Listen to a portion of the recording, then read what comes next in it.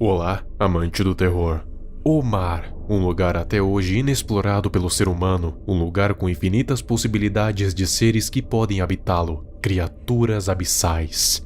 Lá embaixo podem viver até mesmo seres pré-históricos que nunca tínhamos visto ou sequer tínhamos conhecimento da existência. E a SCP Foundation já conseguiu interceptar um deles, o SCP-169, o que eles chamam de Leviatã. Se quiser saber quem ele é ou o quão perigoso ele pode ser, o card está acima.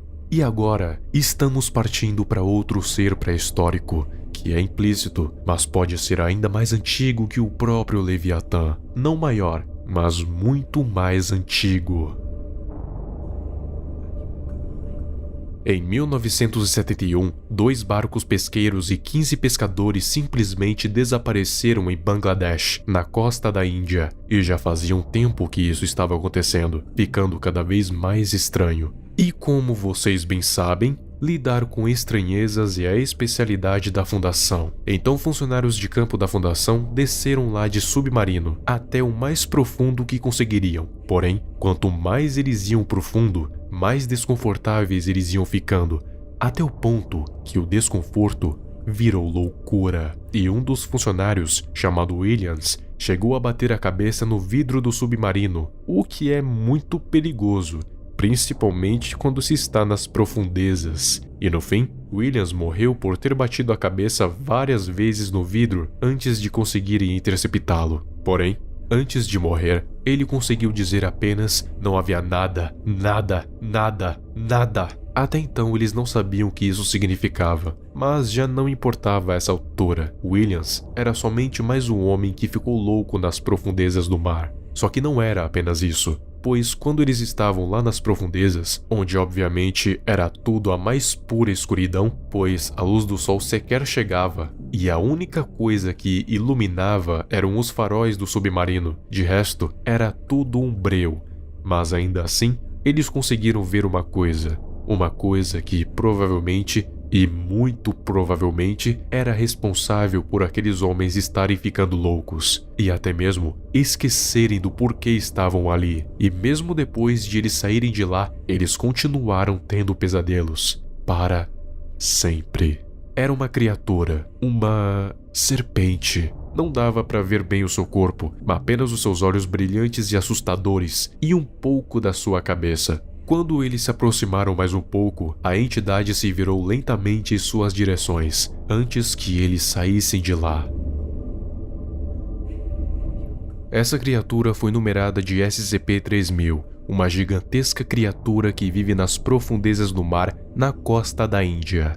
É uma criatura gigantesca, mas não pelo tamanho em si, e sim pelo seu comprimento, pois a sua cabeça mede 2,5 metros, mas o comprimento do seu corpo é quase impossível de ser determinado. Estimam de ter entre 600 a 900 quilômetros de comprimento. Claro que não dá para saber quanto exatamente ele mede, então por enquanto vamos ficar com essa estimativa, ou então presumimos que seja infinita. Logo, você saberá o porquê.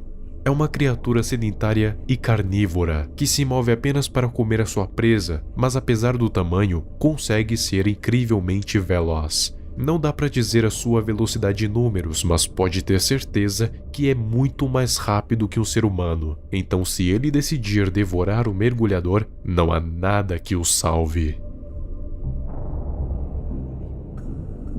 Uma segunda missão foi feita com outros funcionários voluntários, só que dessa vez sem um submarino, agora com simples trajes de mergulho, pois assim não iria correr o risco de alguém sofrer uma psicose e acabar prejudicando ou até matando todo mundo dentro de um submarino.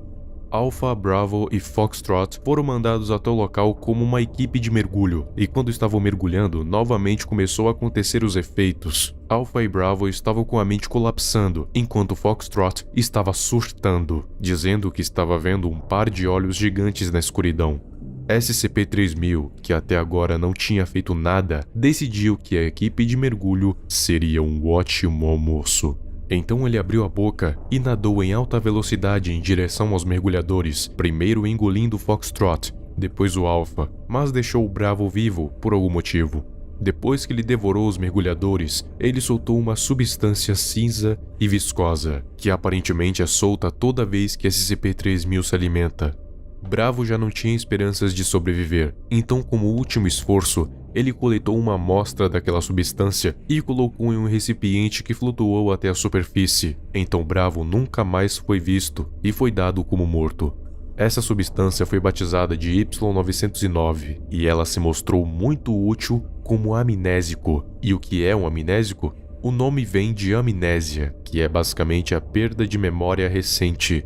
Então a substância teria a utilidade de apagar memórias de eventos traumáticos recentes. E não apenas isso, mas também diminuir os efeitos colaterais como náuseas, tontura, dores de cabeça, insônia, dano cardíaco, dentre outras coisas. E se mostrou ser muito mais eficiente do que amnésicos comuns, além de oferecer muito menos riscos.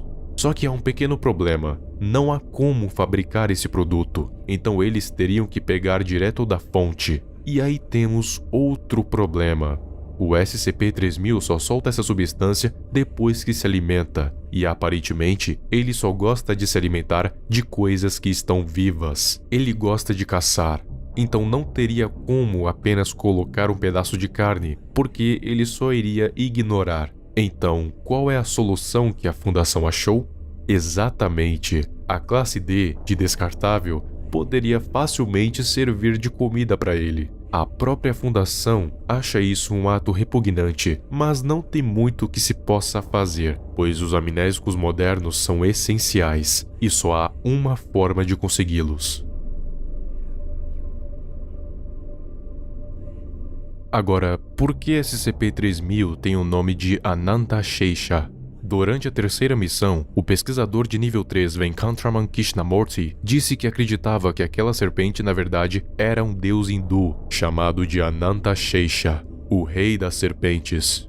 Ananta, na mitologia hindu, é um ser primordial, o que significa que ele existe desde o início dos tempos, e de acordo com a mitologia, ele ainda vai existir mesmo depois do fim dos tempos. E o seu próprio nome já diz isso, pois Ananta pode ser transcrita como infinito. Reza a mitologia que quando Ananta se desenrola, o tempo flui normalmente, mas se ela se enrolar novamente, o tempo para e tudo praticamente deixa de existir, pois se o tempo não passa, nada acontece, nada existe. Até mesmo os deuses estão à mercê do tempo. Não digo que ele é o Deus Supremo, até porque ele serve como travesseiro para o Vishnu, mas ainda assim é bem poderoso. Posso afirmar com certeza 3 coisas: de que Ananta é imortal, onisciente e onipresente, pois de acordo com o que eu entendi, e repito, pelo que eu entendi, Ananta é o próprio tempo, estando além das fronteiras do tempo e do espaço, presente em todos os eventos, em todas as dimensões, em todos os momentos. Dizem até mesmo que este universo está dentro de seu capuz. Então isso demonstraria que ele é onipresente e onisciente, pois aquele que está em todos os lugares também sabe de todas as coisas. Ele seria imortal por causa do seu próprio conceito. Ele é o infinito, e o infinito, como o conceito sugere, não tem fim, destinado a existir mesmo depois de tudo acabar. Agora voltando ao SCP-3000, o pesquisador disse aquilo na pura emoção do momento. Então pode ser realmente que aquilo seja somente uma criatura pré-histórica que vive até hoje no fundo do mar. Só que, geralmente, deuses cósmicos podem criar coisas chamadas de avatares, que podem ser tanto encarnações do seu próprio ser com menor poder, quanto reencarnações como algum outro ser, talvez um animal. Então, se realmente SCP-3000 for o deus hindu Ananta Sheisha, ele não veio aqui para trazer o nosso fim, e sim, quando olhamos os seus olhos, estaremos presenciando qual é o nosso fim.